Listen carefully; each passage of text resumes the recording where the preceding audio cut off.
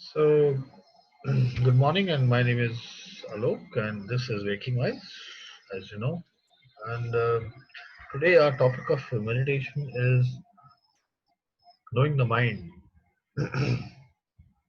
Now, today, the kind of meditation that we will do is knowing and realizing rather than just going too much deep into the stuff, understanding, because a lot of freedom comes only from understanding. Okay, and so, how does the mind operate? So let's start with the entire process of going into a state of meditation and then understanding what the mind is and what does it do. Okay. So sit back, relax, keep a soft, supple pillow, cushion, back support, anything wherein you can keep spine contours straight. Okay. I hope everybody knows. Yes, yes.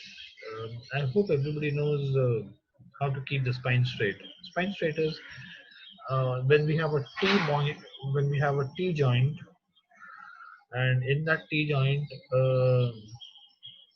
yeah, so we have the upper body part, which is the lumbosacral, and then we have the lower body part wherein we have the hips area, and from here you have the legs. This is what the joint which we're talking about, and there's a specific reason. So if you can visualize this is the upper body. So this is our spine, and this is our joint of connecting to uh, the so-called hip area, and this is where we have the legs. Okay. Now in yoga, it says that we have two nadiyas, the Ida Pingala, Chandra and Surya Nadi. Okay. But this is the point. The juncture is the point where there is a third invisible nadi. It is called as the Shushumna, the third nadi. Okay. This is where the divine energy enters into the ecosystem. In yoga, it's called as the Kundalini Yoga, Kundalini Jagrati. Okay.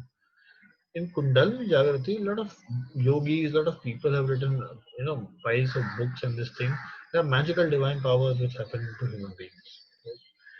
If you keep your spine bent like this, it's a, if the spine is absolutely straight like this, but it is bent from this particular juncture, then the energy does not rekindle. So you have to keep the spine straight. So always sit straight. Okay. Now in my chair, I'll give you one example. In my chair, I have this pillow. Can you see the size of the pillow? This is the size of the pillow. Why do I need to keep this pillow? Because the moment I keep it towards my back, right, I am myself doing it straight. So that's one thing. Second is you do good amount of yoga abhyas, asanas, so that you can do that. Now close your eyes, take a deep long breath. Urakah, re chakah. 1:1 proportion, 5-second inlet, 7-second inlet, 10-second inlet. You are free to do that. I am averaging out at 7 seconds, 7 inlet, 7 outlet. Urakah.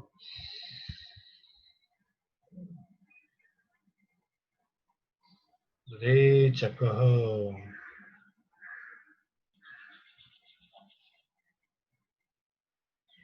Urakah.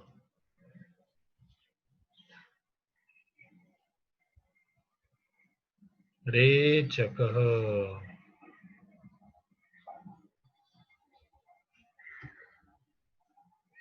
Keep on breathing deep, long, very deep, very long.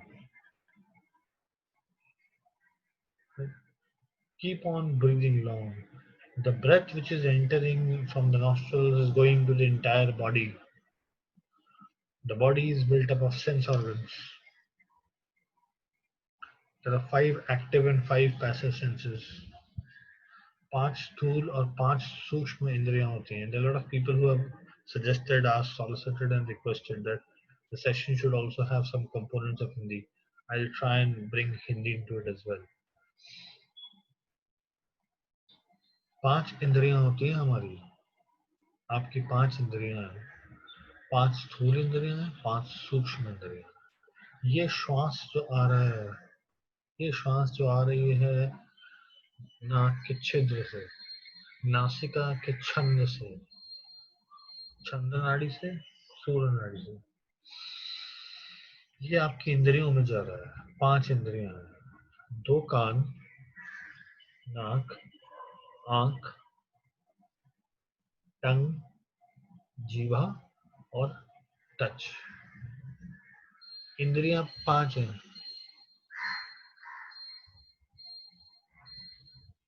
But उसके पीछे उसको sense करने के जो objects हैं, वो sense करने के ऑब्जेक्ट भी 5 हैं। कान सिर्फ यंत्र है, अगर the mind is not putting the focus on the year can not listen. आंख तो केवल यंत्र है, but if the mind cannot open the eyes and see, it will not absorb. It is just the eye is just a retina, it's just a mirror, right? Who's the seer inside the mirror? Where is the image coming on the retina, right? Who's actually seeing from the eye? That is the sukshma indri. So we have 5 sukshma indriya: netra, karna, nasika, twacha, jibha, ears, nose, eyes, tongue, and skin. Sense of touch and feel. This breath which you are taking continuously, don't stop breathing. Keep a soft timer, keep your mental timer on. 7 seconds in, 7 seconds out. पूरा कहा रे जगह, पूरा कहा ने जगह. Whatever your ratio is, 3 is to 3, 5 is to 5, 7 is to 7. A ratio is in 1 is to 1, but the unit says 5, 3, whatever you want to do. Deep and long breathing has its own benefits. We will cover that thing later. But the point right now is, when we take this breath, it goes into the body. What does the mind do? मन क्या करता है? मन इंद्रियों से जो विषय बाहर के हुए हैं उनको भी साथ में ले लेता है. मन क्या कर रहा है? It's a high vacuum pump which is sucking from the pipeline which is senses. Example, the eyes are the senses and they are the pipeline. So the mind is actually sucking from the pipeline, which is this. A vacuum pump is sucking from the pipeline, which is this, but it is sucking too much. So it's not only sucking what is required for the body to work, it's also sucking the entire environment which is there, which is the objects and the subjects. विषय और उससे उत्पन्न हुए विकार. जब विषयों से उत्पन्न हुए विकार जब मन में जाते हैं तो मन में उथल पुथल होती है. लेकिन मन करता क्या है? मन नित्य निरंतर भूत और भविष्य में जाता है. भूत और भविष्य में जाता है. भगवान Krishna, now I can use some reference from Gita, which is the Indic scripture where a lot of Hindus follow. So the principal protagonist is called Lord Krishna. So भगवान कृष्ण गीता में ये कहते हैं अर्जुन को, गतासु ना गतासु नान शोचन्ति Pandita. What it simply means is, a pandit is a wise man. A wise man is one whose mind is not there in the past, is not there in the future. Okay? Now, this is what the nature of mind is. What the mind is one part, but then what it is in nature is a different part. Right? What the dog is a different theory, but what is the nature of the dog is a totally different theory. Similarly, in this case, what the monkey is, because the nature of the mind is monkey. Right? What the monkey is and then what is the nature of the monkey. Two different things. We'll understand what the mind is. But to reach to what the mind is, we have to go from its nature. To understand the monkey, you have to understand its nature. मन का ये स्वभाव है. मन का स्वभाव ये है कि या तो ये भूत में जाएगा, Who is past? या तो ये भविष्य में जाएगा. भविष्य is future. Either the mind will go in the past, or either it will go into the future. It will never be in the present. Hence, Lord Krishna had to tell Arjun that the wise do not, roam in the past or do not dream in the future. They live in the present. Right? And in that context, there's another word that he used. It's called sthit pragya. Sthit pragya is an equanimous person. Because if you're able to control the mind through a mechanism which is either breath or through meditation, you do not go into the past, you do not go into the future. You stay in the present. And then when you stay in the present, anything which is happening in the present, you're able to control it. And you're able to stay balanced in this. Equanimous means balance. Sam ho jana. Gatasun agatasun nana shochanti pandita. हे कौनते पंडित वो होता है जो भूत और भविष्य में नहीं जाता. क्यों कहा भूत के बारे में और क्यों कहा भविष्य के बारे में? What is this nature of the mind which makes him? What is the nature of the monkey which makes the monkey to jump from tree to tree, branch to branch, and be so volatile or be so mischievous? That's the reason. भूत का शोक, भूत भूत का शोक, वर्तमान का मोह और भविष्य का भय. भूत का शोक, वर्तमान का भय और भविष्य का मोह. There is distress and sadness in the past. The mind wants to keep solace in the distress because a distress is a place which is like a small own private cave. जहाँ सिर्फ आप है क्योंकि वो आपका व्यक्तिगत दुख है. It's a personal distress, it's a personal loss, it's a personal state of satire. The mind will keep on trying to go back. Similarly, the mind will keep on trying to go in the future. Right? Because in the future there is attachment. Attachment in the material plane means dreams, hope. Hope which is material hope, not spiritual hope, eternal hope. Hope, dreams, right? And then the dream engineering. ऐसा होगा तो ऐसा होना चाहिए, ऐसा होगा तो ऐसा कर लेंगे, ऐसा होगा तो ऐसा कर लेंगे. पास्ट में ऐसा हुआ होता तो ऐसा हो सकता था, ऐसा हो जाता तो ऐसा हो सकता था, मैं ऐसा कर लेता, मैं ऐसे कर लेती तो ऐसा हो जाता. The permutations or combinations of what the situations and events have happened, okay, and how it could have changed that past is something which the mind wants to really do. You know why? Because it wants to skip the reality right now. Because it wants to skip the reality right now. Similarly, it wants to dream in the future. It doesn't want to come in the present. Why? Because again, in the process of dreaming for the future, it cuts across the entire present realities and sit back in psychological solace. So look, the mind only gets comfort and peace if it is wandering in the past or wandering in the future. This is the nature of monkey. This is the nature of the monkey. That the monkey realizes benefit when you show a banana. So he's dreaming about the future. The monkey realizes the benefit when he sees a stick because he knows in the past that he has been beaten.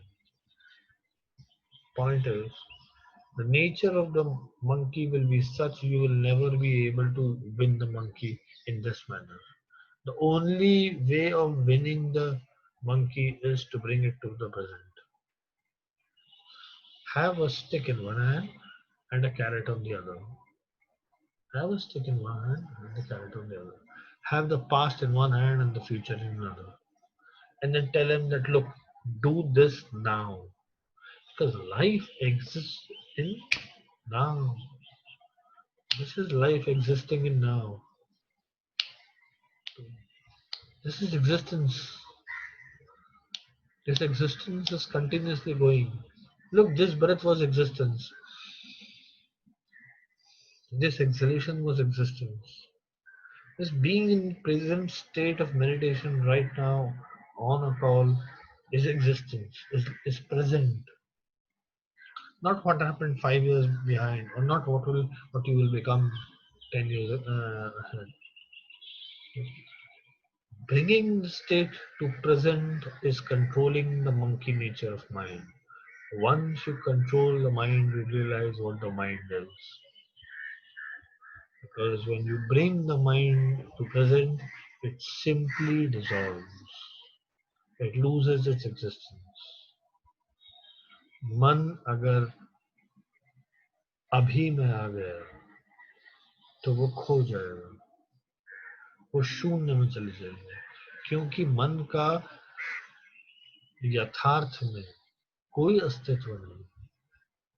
The mind has no loci standi to stand and exist in the present. It can only exist in the past, or it can only exist in the future.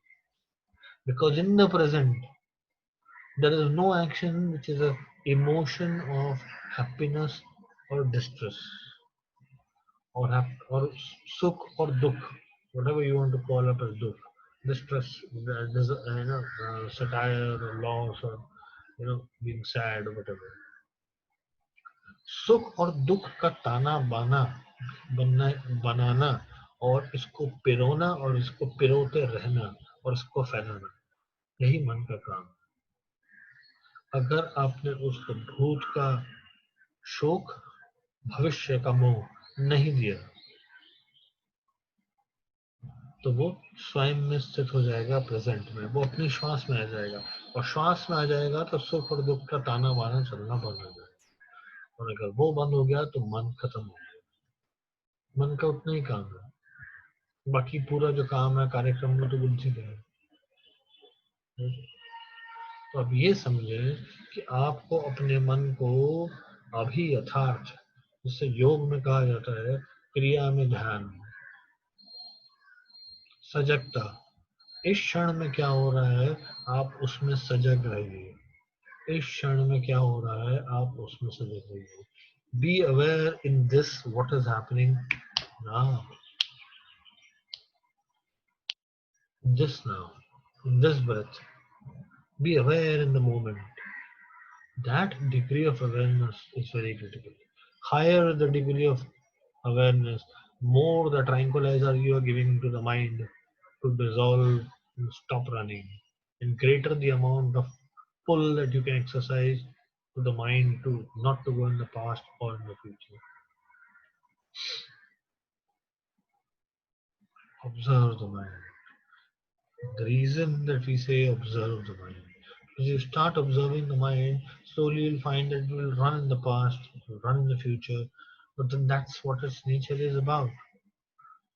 भूत के शोक में और भविष्य के मोह में.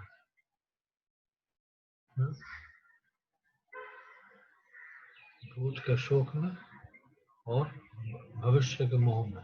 भविष्य में मोह और भय दोनों होता है. There's fear of the future, right? And there's attachment of the future. For some cases, the fear of future is very high. For some cases, the attachment is too high. Right? I will not give away my property, my kids, and so on. For some, what will happen to my property and all my kids? The fear is important. But predominantly, future, भूत का शोक, वर्तमान का मोह, भविष्य का भय. This is what the nature of the mind is. Be aware, be aware, be aware. The moment you are aware of the present moment, you are done. The mind will dissolve because you have cut down the nature of the mind, and now you know the mind because you have over empowered the mind now. There isn't anything left in the mind to do, so you have become the mind now. Right? मन का अपना खुद का कुछ करना नहीं रहा, तो अब आप खुद कर रहे हो. Sit in this state of awareness in the present a few moments.